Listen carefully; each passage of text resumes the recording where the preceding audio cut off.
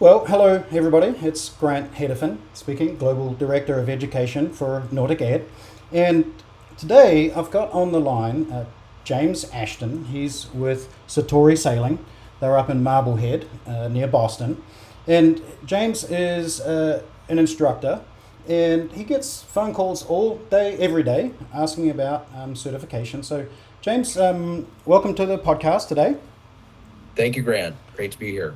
Yeah, so tell us, what's a typical phone call of people coming in wanting to learn to sail? Typical phone call is someone calling in who has little or no experience looking, and they're interested in doing our basic sailing fundamentals class. But I often get questions from people about their certification process. And sometimes they come, they ask, they're familiar with ASA or US sailing, but they ask, what is the NauticEd equivalent, and why should they do that? And so while we're huge fans of and believe so strongly in the competence-based approach that NauticEd implements, which is superior to the others, I'd love to be a little more clear as to how we articulate the offering and doing better than we do now, and just talking, intro to sailing and following up with skipper small keelboat after they've done the class. So anyway, love to hear, Grant, your thoughts on how to best articulate. Well, exactly, and there's a lot of confusion out there, right? People call in and say, well, I've read so much all over the internet, but I don't know, and people are trying to say, well, just do this class, and 2 days later you'll have a certification. And we don't do it that way, right? What we want to do is help people be competent, right? So how do you do that? And with NauticEd, we've really defined it in such a manner that the person leaves knowing exactly where they are in terms of competence. And so we'll take a person that, say, has never done any sailing before, right? That's one of your typical students, I'm sure. So what we do with NauticEd is we give them information online, but we don't overload that person. That's impossible. So we've got this really good course. It's called Introduction to Sailing. It's about 3 hours online. It's fun. It's interactive. Really great graphics, moving parts and things that go on that you can watch and see how the sails work and everything. And it's going to, at the end of that 3 hours, you're going to know a lot of theory knowledge, right? And so then what we want to do is put them on the boat for, say, 3 days, 2 or 3 days, right? During those 2 or 3 days, they're going to be able to implement some of the theory that they learned, and the instructor on the boat is going to show them all the practical stuff. And at the end of the 3 days, they're going to be quite practically knowledgeable, but everybody's different. So what we've done is designed two level endorsements. In one endorsement says basic sailing skills, right? So at the end of the 3 days, the instructor is going to say, great, John, you did fantastic. Here is your basic sailing skills endorsement on your NauticEd certification, and that's great. And here's all your weaknesses that we found, right? How you can improve. But let's take that same student, but they're a little bit more practically knowledgeable at the end of the 3 days.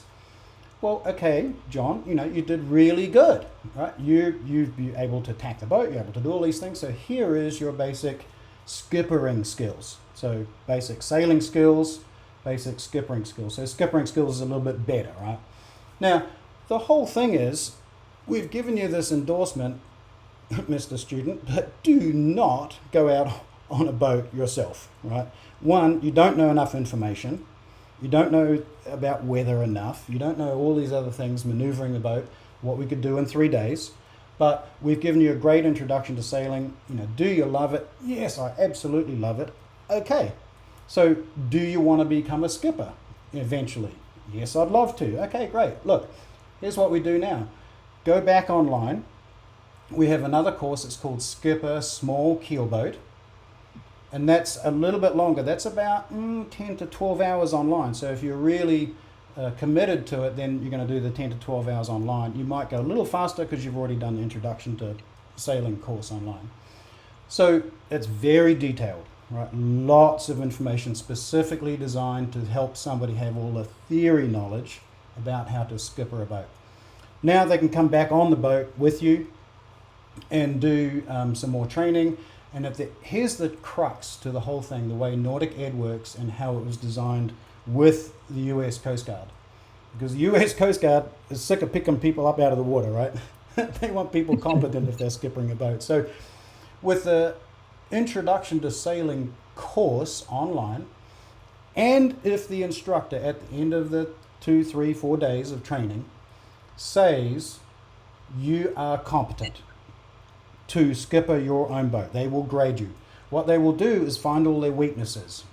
And so if there's a big weakness in, say, man overboard, well, obviously we can't give you a skippering endorsement or a skippering certification because you've got some critical weaknesses. But the way to deal with those weaknesses is very simple. Like John, there's ways to deal with this weakness, and there's 3 that we identified today. You can go away and go practice with a friend. Man overboard, probably not a good idea to throw a real person overboard at this stage. But go practice that and practice all your other weaknesses. And when you come back to us and you can demonstrate that you can do all these things, and I as the instructor are very happy that you're competent, then we will give you a competence certification at the end of that time. And so you can sort of see a road path to competence, right? It's not a road path to a certification because we don't believe in certifications of attendance, right? You don't get one if you just show up. You've got to prove to us that you're competent. But James, here's the thing. I don't know who's coming to you saying I don't want to be competent, right? Yeah. Right. They all want to say, well, look, unless there's people just trying to knock sailing off their bucket list, right? And that's fine too, right? Here's your endorsement, basic sailing skills endorsement. Your bucket list is done. Okay, now go try horseback riding or whatever. But if they're wanting to do sailing seriously, there's got to be a pathway to competence, and that is the pathway. Now, does that sort of make sense for a new student?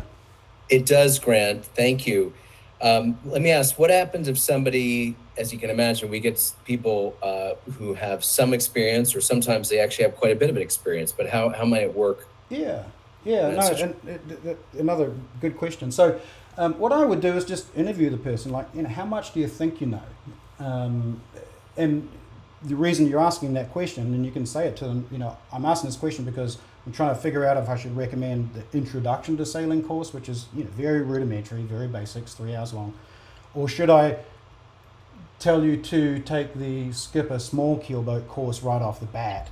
That's about 12 hours. So that involves sort of 2 things, like, do you think you know some good theory or not, and how much time are you willing to commit to doing the theory knowledge. And look, if you want to, you can start at the Introduction to Sailing course and then just upgrade to the Skipper course anyway, right? That'll give you a good way how the whole theory system works. So I would ask them that, talk about their theory knowledge, and then also at the end of it, just sort of again explain the competence pathway, right? So we're going to spend those 3 days with you, and at the end of the 3 days, we will give you a complete report that's based on the American national standards. We even have it written right into an app, and so the instructor will be going through an app at the same time, assessing you and figuring out how you're doing it, and actually really trying to find your weaknesses. Right, so we're going to teach you, we're going to assess you on each thing, and then we're going to find your weaknesses, and at the end of those 3 days, we're going to say, okay, John, we're picking on this guy called John, sorry. At the end of those 3 days, you'd kind of like to know your weaknesses, right? Remember, this is still a phone call introduction where the person's calling you in. And sure, he's going to say, no. Is he going to say, no, I want my certification regardless? No, he's going to say, yeah, I'd love to know my weaknesses at the end of the 3 days. And so, maybe you have no weaknesses, but maybe we find some that are critical. Maybe we only find some that, they're not really that bad. Your sail trim's off a bit. You're not going to kill anybody with sail trim, bad sail trim. we'll teach you the theory on it. You'll get better over time with that. We'll give you the certification at that point. A skipper small keelboat skippering certification. And at the start, what we do is we call it level 1, because levels are based on how much experience you have. So if you've only got a few days of experience, you'll end up with level 1. But if you've got like 20 days of experience, you might go straight into level 2. And that's based on our software, is how much experience do you have. And there's no amount of accounting for experience that talks for competence, right? I mean, competence comes from theory knowledge, practical skills, and experience. And so, if you came to me and said, hey, I'd like to borrow your boat, Grant, and you're a small keel boat, I'm a skipper level 4. Okay, James, you can borrow my boat. Yeah. I'm skipper level 1. I'm like, look, I know you know the theory, I know you've been signed off, it's all good, but you don't have a lot of experience. So, can you go borrow somebody else's boat? But at least you've got the certification. At least you know exactly where you stand in terms of competence. And that's exactly what the American National Standards wanted to do, was to say, let's tell people how competent they are. Don't go out on this boat. You're not competent yet. Right? Yeah, that's true. It's so critical to focus on the competence, because that's all it's about. That's how safety is maintained and accidents are avoided, not knowledge or anything passing unwritten test. It's about on the water competence. So no, exactly. And what we feel like we've got at NauticEd, and this is why it works so well for your students calling in, is that we have a measurement system, for competence, right? We actually measure it. And here's the cool part about it, is that all of our instructors worldwide are committed to, I actually have a document signed by every instructor, say they are committed to the American National Standards and committed to only giving competence grades. Okay, now you can be a competent crew member and we'll give you a grade for being a competent crew, right? But you know exactly where you stand, and you've been graded, and you know your weaknesses, and you know where you need to improve. So, that's great. So does that help with very helpful, Grant? And I think we're going to be able to talk about this on the phone, but I'm also going to take this conversation and put it down on paper and maybe think about getting it onto my website and other email communications, just to spell it out for people. But this is very helpful. Thank you. Yeah, no, you're welcome. Competence, right? That's what we keep talking Indeed. about. So, all right. James, any other questions? Any other student questions that people call in about?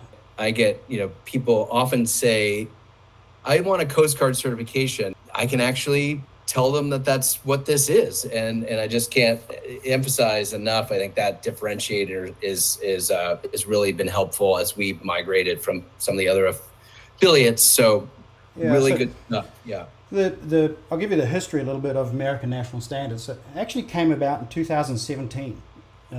Which is very late in the game for United States, but it's there's a reason for it. Is each individual state controls boating safety. Right? There's a great organization called NASBLA, National Association of State Boating Law Administrators, I think, and they help all the states design safety programs right around boating. But the Coast Guard. So the Coast Guard never had any control over boating education or safety, and yet they're the ones picking people up out of the water. And so what the Coast Guard said was, okay, well, here's a way where we could create it so that we get more safety information out there in a proper manner. Let's create the American National Standards for Sailing Training and Assessment. And what is super cool about that is that they came up with an educational standard. It's called rubrics. It means, here's a series of micro tasks, and I'm going to assess you on these micro tasks. And then I can objectively grade how well and how competent you are. And in those tasks are critical tasks and not so critical tasks. So man overboard's a critical task. Not so critical task is sail trim. So they designed that whole system, in 2017, and NauticEd to this date is still the only national sailing education body that adheres and is recognized under those standards by the US Coast Guard. And what's even cooler is the American National Standards Institute, ANSI, which, you know, they control everything from the steel grade of your bolt, right, to everything. And so the American National Standards Institute signed off on the American National Standards as created by the Coast Guard. And their whole focus was, look, we don't really mind what you teach. What we really mind is the assessment. So, you know, I sort of coined this phrase, like, it's a mistake for me to assume that because I taught you something that you now know it. Right? It's a mistake for me to assume that because I taught you that you now know it. That's not assessment thinking. Assessment thinking is, show me that you can do this. I can teach you, right? I think you know it. Now you show me. But I want you to show me in a competent way, not just, I don't want you to, you know, just luck this one through, like turn the boat in a 360, you got lucky. I want you to be expressing all the way through how you're doing that, what you're doing through that process. You're watching out for traffic, you're looking at the set of the sails, you're looking at the sheets, when to let them go and when to tighten them up, how you do it, how you manage the head sail sheet when you turn a 360. And all those things go into the assessment, so I can say, you know what, James is a competent sailor, and I've got objective proof, not subjective, because I just taught him and I think he knows it. Right? So kudos on the US Coast Guard. And you know what we were able to do now with that, getting recognized under the Coast Guard system, is we were able to go to the European countries where all of the yacht chartering is done in the Mediterranean, and show them that we are recognized by the Coast Guard. And so they wrote into law that the NauticEd international sailing license is valid, and in particular Croatia is the hardest one. So the Ministry of Croatia has a list, the Transport Ministry, and you have to be on that list if you want to charter a boat in Croatia. And so we are on that list. It's the SLC license that we produce, the Sailing License Credentials. And it's purely came about because the American national standards, the Coast Guard, and I've been calling the Croatian ministry for years, and they said, well, tell me when you're accepted by the American government. I'm like, yeah, there's no American government that controls boating. Right? He goes, well, call me back when it does. I'm like, 2017, I called the guy, I said, we just got accepted. And by Friday, we were on that list. It was awesome. Wow. Yeah. Well, that's fantastic. Well, we're very proud to be a part of the NauticEd network, and this is super helpful. Thank you, Grant. Yep. Okay. All right. Ciao. Call me anytime. Cheers. Bye-bye. Yep. Bye, James.